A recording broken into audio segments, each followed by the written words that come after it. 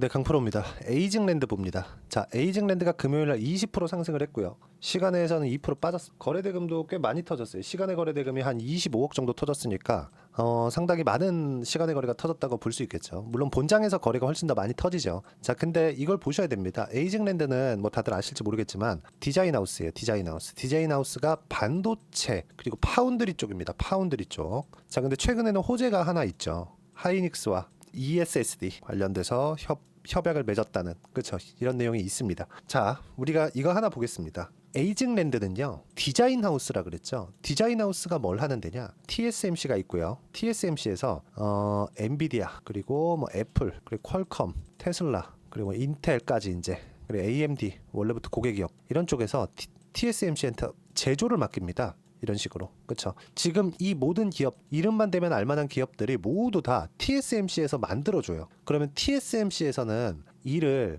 효율적으로 처리하기 위해서 여기서는 설계도를 주는 거예요. 설계도를 이렇게 만들어줘, 이렇게 하는 거예요. 그러면 이 설계도를 가지고 일을 편하게 할 수 있게 잡일을 맡아서 하는 걸 디자인 하우스라고 합니다. 그러니까 파운드리 쪽하고의 협업 관계를 가지고 있는데 철저한 의뢰 관계를 가지고 있죠. 그렇죠? 그리고 에이징랜드의 을이던 갑이던 간에 어쨌든 파트너 관계가 TSMC인 거예요. 그러니까 에이징랜드는 반도체긴 한데 이 반도체 기업인데 TSMC의 일을 받아서 하고 있는 겁니다. TSMC는 굳이 내가 이 그 효율적인 일할 수 있는 회사 내 파트를 만들지 않고 쪽에서, 그쵸, 원래 이 기업들이 있습니다. 그쵸? 이렇게 된 건데, 자, 에이징랜드는 TSMC의 파트너라 그랬잖아요.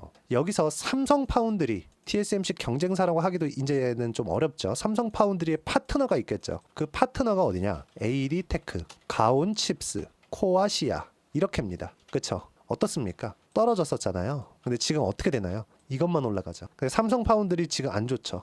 안 좋은 게 아니라 거의 망하기 직전이죠. AD 테크놀로지 어때요? 반등 나오기 어려워 보이죠. 역배열로 전환돼서 이 반등하기 너무 어려워 보이죠. 가온칩스 마찬가지죠. 코아시아 마찬가지잖아요. 지금 이런 상황입니다. 그러면 우리가 상승하는 부분을 확인을 했을 때, 자, 여기서 AD 테크놀로지를 딱 찍어가지고 우리가 야, 이거 얼마까지 빠집니다, 이렇게 알 수 있나요? 이 불가능하죠. 안 된단 말입니다. 그러면 반등을 했을 때 이제 반등을 했고 여기서 거래가 터졌기 때문에 여기를 기준해서 우리가 어떤 식으로 매매하고 가격대를 잡고 타점을 잡아야 되는지, 그 부분이 계산이 가능해지는 구간이 지금인 거예요. 그러면 에이징랜드는 일단 올라왔죠. 그럼 모멘텀이 있겠죠. 이유, 상승하는 이유, 호재거리가 있겠죠. 호재를 그때부터 찾는 겁니다. 어떤 종목이 호재가 있어서 앞으로 이게 올라갈 거라고 그래서 덜컥 사는 게 아닌 거예요. 그러니까 순서가 바뀌었다는 거죠. 그렇죠? 자, 보세요. 삼성 파운드리 앞으로 잘 되겠지 해가지고 AD 테크놀로지 여기서 덜컥 샀다고 쳐봐요. 쭉 내려갑니다. 몇 프로 내렸는지 아십니까? 4만 원에서 지금 얼마예요? 13,000원. 지금 이런 상황이라는 겁니다. 그리고 연초에는 제가 AD 테크놀로지나 가온칩스 같은 종목군들을 했어요. 근데 지금은 당연히 안 하고 있죠. 왜? 계속해서 떨어지고 있으니까. 자, 내용을 제가 직접 보여드릴게요. AD 테크 이 연초입니다. 어때요? 매매했죠. 11%, 9.8%. 그쵸? 그리고 가온칩스 다 같은 일 하는 쪽이에요. 어때요? 그쵸? 1월 달에 딱 매매하고 6%, 10% 정도 수익 구간 만들어내고 안 하죠. 이런 정도의 상황을 내가 꾸준하게 매매를 할 수 있어야 된다고 제가 이야기를 드리는 거고, 에이징랜드는 이제부터 시작이라는 겁니다. 이제부터 여기 있는 자금, 여기 있는 자금, 여기 있는 자금 세력들은 이제 여기로 옮겨올 거예요. 그의 증거로 20%가 올라간 겁니다. 시간외에서 떨어졌다고 해도, 그쵸? 절대 털리시면 안 되고, 무엇보다 근거가 나왔잖아요. 하이닉스와의 ESSD 관련된 계약 체결, 그리고 TSMC와의 관계.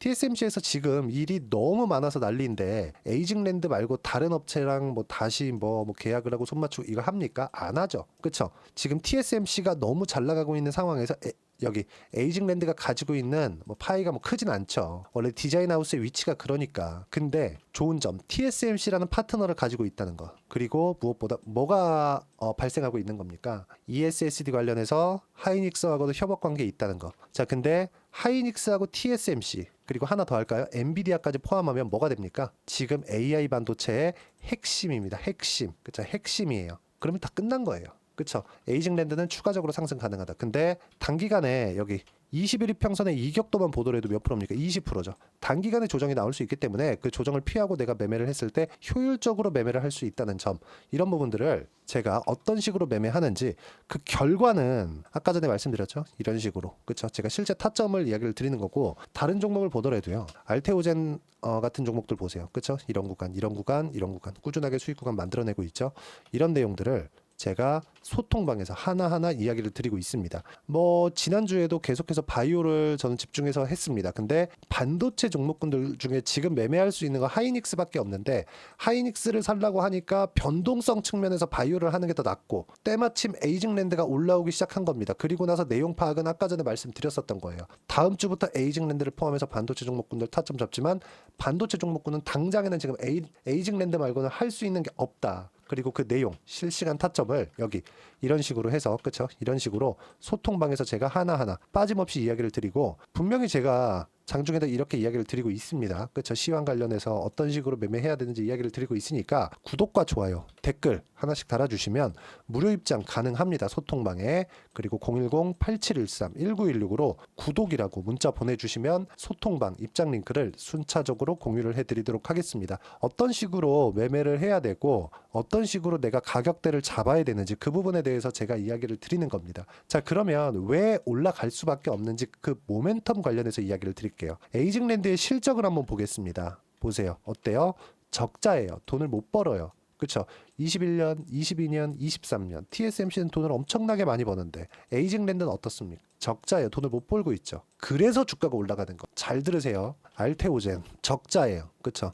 근데 주가 어떻습니까? 계속 올라요. 미국이 빠져도 그때 당시에는 빠질 수 있지만 저가를 높여가는 눌림목 구간을 만들 뿐 다시 올라갑니다. 이격을 조절하는 일반적인 조정 구간에 있다는 거죠. 왜 이런 일이 벌어질까요? 자, 그러면 우리가 왜 실적이 안 좋을 때 올라가는지 하이닉스를 보고 이해를 더 쉽게 할 수 있게 제가 그 이야기를 한번 다시 드려볼게요. 자, 보세요.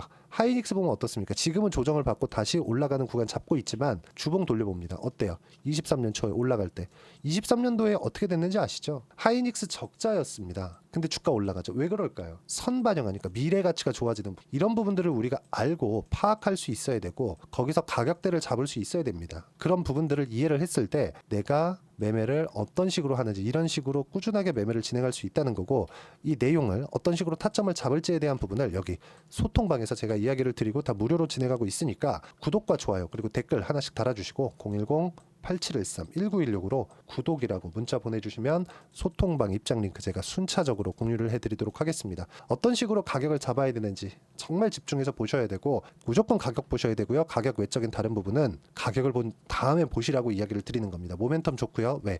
TSMC에 플러스 하이닉스, 그렇죠? 실제 계약이 체결되어 있는 곳들, 그리고 아직 실적이 안 좋죠? 선반영한다. 가격은 실적이 실제 좋아지면 떨어지기 시작할 겁니다. 바닥 구간에서 어떻게 타점 잡는지 그 부분에 대해서 이해를 하시라고 이야기를 드린 거고, 자, 그리고 어떤 식으로 내가 가격을 잡아야 되는지 그 내용은 에이징랜드의 단기 보유 전략, 단기는 2주입니다. 2주 동안 내가 어떻게 가격을 잡아야 수익 구간을 빠르게 만들 수 있을지 그 내용에 대한 부분이고요.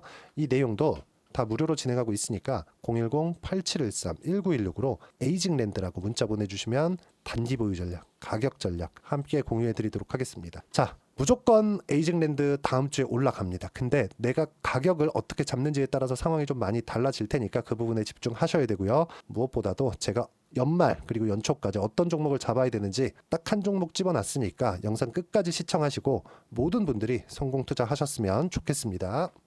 자, 여전히 시장은 녹록지 못합니다. 이런 상황이 벌어지는 건 어쩔 수 없습니다. 이런 상황에서도 수익이 나는 종목들의 구조는 변하지 않습니다. 즉, 대시세 종목에 대한 구조는 변하지 않는다는 거고, 실제 제가 소통방에서 지속적으로 이야기를 드리고 있는 내용도 대시세 종목이나 시장 주도주를 공략하는 건 철저하게 가격 분석을 하라고 이야기를 드리고, 가격 분석 이후에는 이슈에 대한 파악, 그리고 이슈를 파악하고 나서는 다시 내가 얼마에 매수할지 그 타점에 대한 부분을 지속적으로 언급을 하고 있습니다. 자, 근데 생각해 보세요. 시장이 굉장히 어려웠습니다. 어려운 상황에서의 어떤 종목들이 강했냐 보면 반도체와 그리고 바이오입니다. 자, 실제 여기 보면요. HLB에 제가 실제 매매한 내용을 띄워놓고 보여드리고 있는데 1월 22일부터 매매를 시작해서 4일 동안 31%의 수익 마감이 됐고요. 그리고 여전히 신고가 종목입니다. 자, 그리고 그 다음 어보브 반도체, 이름을 보시다시피 반도체 종목이죠. 그리고 AI 반도체는 지속적으로 강세를 보이고 있습니다. 이 종목도 신고가를 먼저 달성한 이후에 제가 21%의 단기간에 21%의 큰 수익을 내고 마감이 됐습니다. 다시 재공략을 준비하고 있고 이런 부분은 소통방에서 다 공유를 해드립니다. 자, 그리고 코세스, 자, 코세스 같은 종목도 당연히 그쵸, 신고가 종목이고요. 그리고 반도체 종목입니다. 이 종목도 영업일 기준에서 이틀 동안 대략 한 15%의 수익 마감이 됐습니다. 내용을 한번 보시면 어떻습니까? HLB를 포함해서 뭐 30%, 20%, 뭐 15% 이런 식의 수익이 지속적으로 발생하고 있는데 이 세 종목 모두 다 신고가 종목이고 1월 달에 시장이 약세를 보이고 있는 구간에서도 강했었던 그런 종목입니다. 특징점이 하나 있는데 그 이슈에 앞서서 가격이 먼저 반영했다는 거죠. 그렇게 제가 가격을 먼저 보고 이슈에 대해서 파악하는 이유는 결과적으로는 큰 시세를 먹기 위한 사전 준비 작업입니다. 실제로 큰 시세를 먹기 위해서 사전 준비 작업을 했을 때 여기 레인보우 로보틱스 127% 그리고 ISC 98% 그리고 한미반도체 97%의 큰 수익을 내는 상황을 만들 수 있습니다. 어떤 식으로 소통방에서 진행됐는지 그쵸, 그 상황을 제가 이야기를 드린 건데 이런 상황도요 당연히 신고가를 공략했을 때 가능한 겁니다. 자, 그러면 이번에도 마찬가지입니다. 그쵸, 정부 주도의 코리아 디스카운트 해소 방안이 2월 달에 발표를 하고요. 그리고 2월 달에 발표된 내용을 토대로 주가가 움직이는 게 아니라 이미 움직인 내용이 있죠. 실제 이 내용은 크게 중요한 게 아니라는 겁니다. 실제 움직인 내용을 보면 자, 기아차입니다. 실제로 12월 달에 신고가를 만들어 놓고 정부에서 입김을 불어 넣으니까 순식간에 기아차를 포함해서 현대차 같은 거대 기업들의 주가가 2주도 채 되지 않아서 40% 정도의 큰 시세를 냅니다. 자, 그러면 우리는 어떤 종목을 봐야 될까요? 이슈를 파악해야 되는 것도 맞지만 철저하게 가격에 맞춰서 매매를 해야 되는 게 당연히 중요합니다. 정부가 주도하는 정책 방향이 있겠죠. 그 방향에 맞춰서 우리가 종목을 찾을 필요가 있다. 자, 그러면 답이 나왔습니다. 정부가 주도하는 방향에 맞춰서 제2의 기아차를 찾는 게 지금은 중요하다. 근데 정부 정책의 방향에 맞게 가자. 그랬을 때 앞서서 제가 보여드렸었던 내용인 여기 레인보우 로보틱스 127% 그리고 ISC 98% 그리고 한미반도체 97%와 같은 수익을 낼 수 있습니다. 물론 시간에 대한 부분은 최소 2주의 시간이 필요하고요. 그리고 최장 3개월 안에 끝내야 됩니다.